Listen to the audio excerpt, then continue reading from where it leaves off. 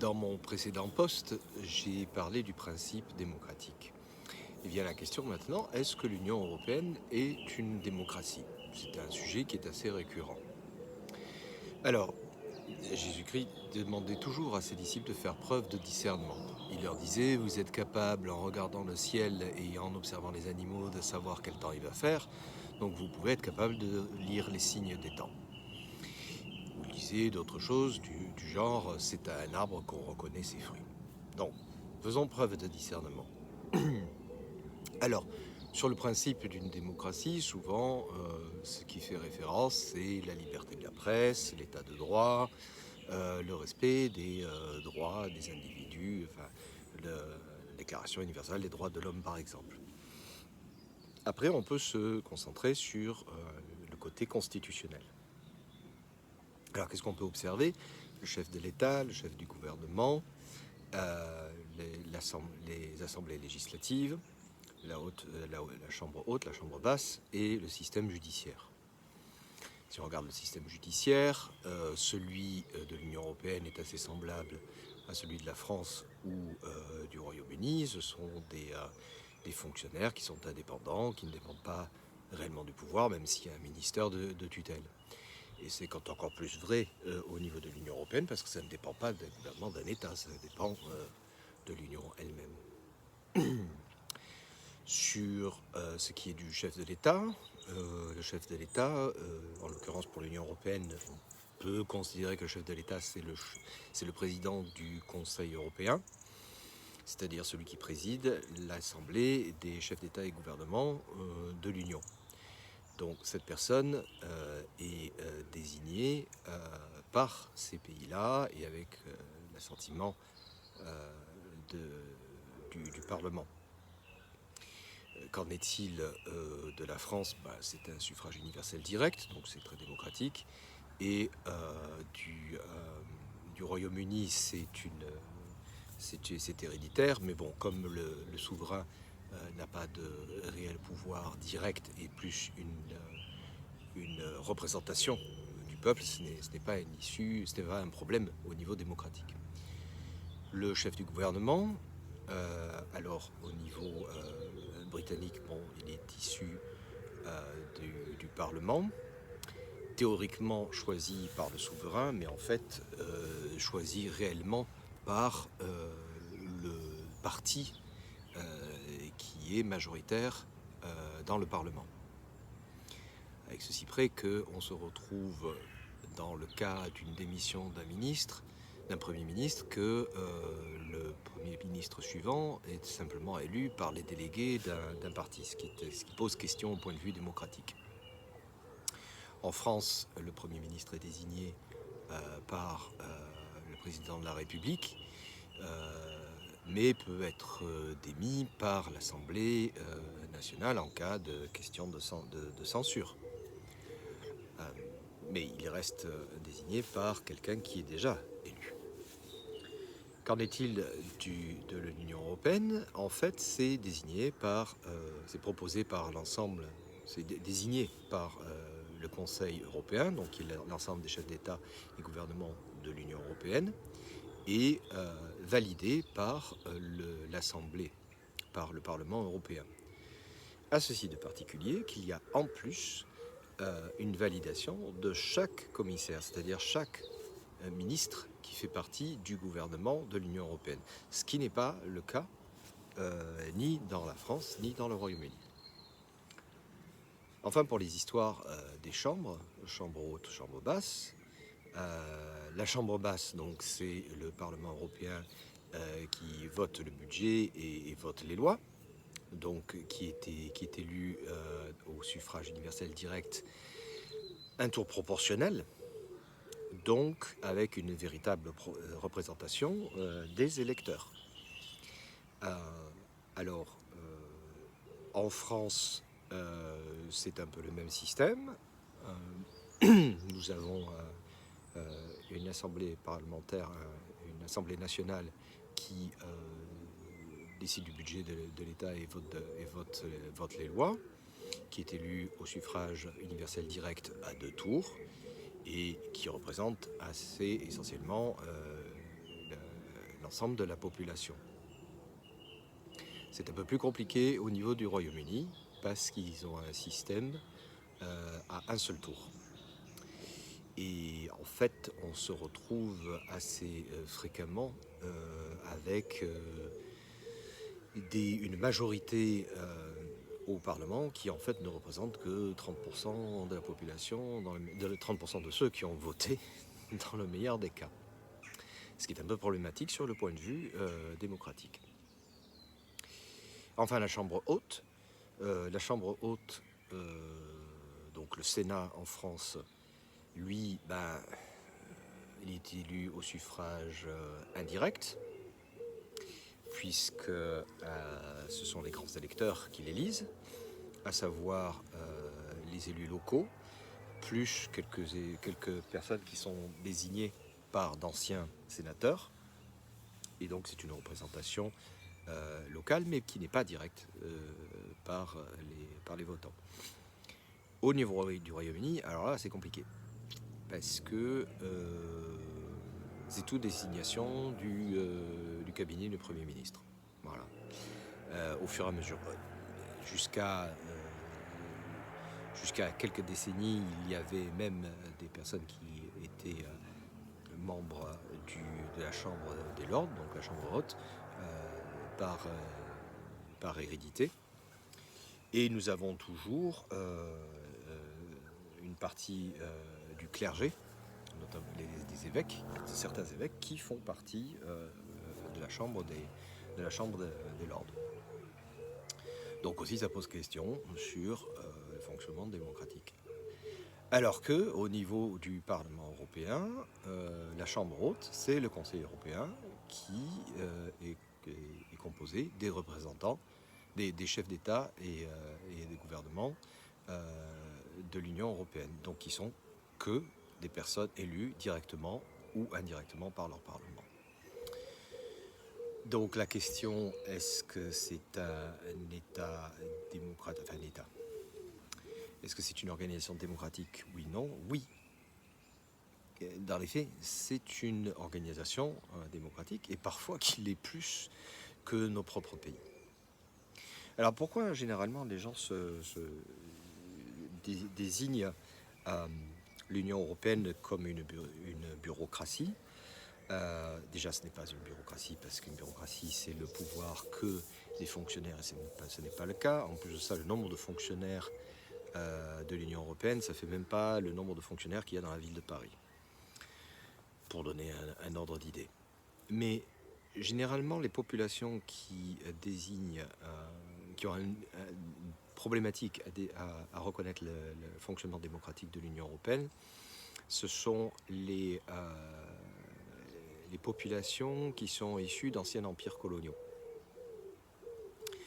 où en fait la métropole décidait de tout et les pays coloniaux décidaient soit de rien, soit que d'une partie. Donc c'est des populations qui étaient habituées à être à la tête d'un empire, mais c'est elles qui décidaient. L'Union européenne, c'est un empire à quelque part, mais qui est fédéral.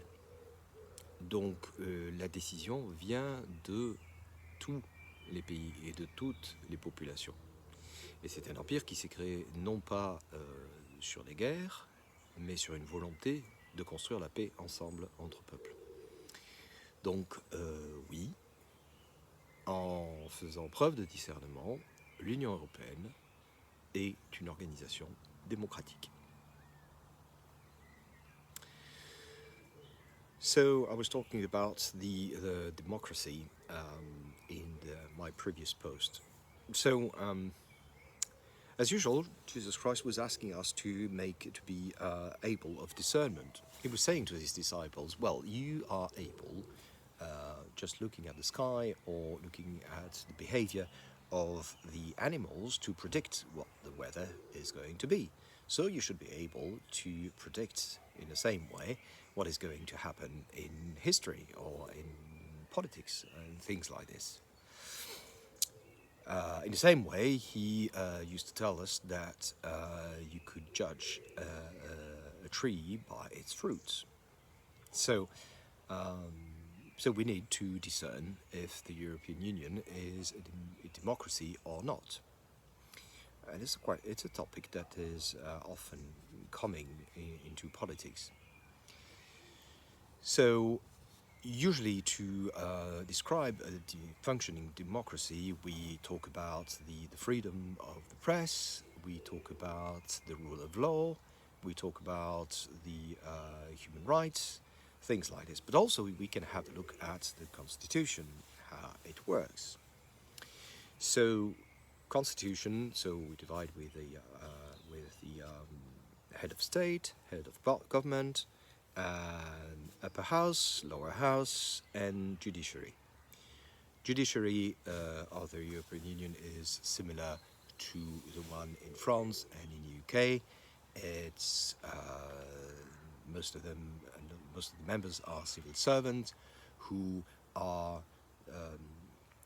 under the responsibility of a minister, but actually are quite independent. So there's no real issue in there. Head of state. So head of state, if we take the head of state in France, it's directly elected by a universal vote, so everybody is able to vote.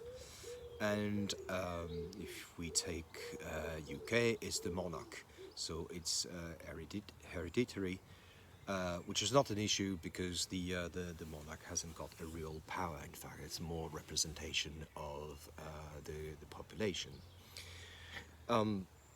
The head of state, head of state of the European Union, is actually the president of the European Council. The European Council is the gathering is kind of the upper house of the European Union. It's the gathering of the heads of states and heads of governments together. So, and he is chosen by them, and with the consent of the European Parliament as well. Same with the head of government. Head of government. You've got the Prime Minister in France that is designated by the President, who is elected, and although it's not with the consent of the lower house of France, they can still get rid of the Prime Minister if they want to. The system in UK is that, traditionally the Prime Minister is appointed by the monarch, choosing amongst the party who has got the majority in the Parliament, but in fact the Prime Minister is chosen by the party. The question is, when Prime Minister resigns and there's no general election, the way that the future Prime Minister is chosen is actually with just a few members of the party who has got the majority. So it raises the question of, is it really democratic or not? As for the European Union, the kind of Prime Minister, so the Prime Commissioner, is actually chosen by the upper house, so by the heads of state and government of the European Union, and they go in front of the European Parliament for the consent. But also, even more, every single commissioner of the European Commission needs to have the consent of the European Parliament. So it's even more democratic in that way. So I talked about the houses. The upper house is the European Council, which means the gathering of the head of states and the head of governments who are elected by their own people, and the lower house, which is the European Parliament, and who decides of the budget and the law, and votes the laws, is actually directly elected with a universal and proportional vote. Different, a bit different in France. It's not really proportional, but it's a two-run election, direct. So they do the MPs of France really represent their population. But in UK, we've got this system of first past the post, which raises some questions in terms of democracy, because we can end up with MPs, the majority in the parliament, who is actually representing something like 30% of the voters. So it's debatable. So I would say that regarding the Constitution, the European Union is a democracy. But why are there some populations who challenge that? And most of the time, the population who challenge that are population who from the country who used to be colonial empire. So they were used to have to be an empire of several countries and cultures, but they were the one who were ruling, and those who were ruled had partially some representation. Same in UK, same in France. So in some ways the European Union is an empire, but it is a federal empire. So everybody gets to decide, and we are all together to decide. So I think really that it is a democracy.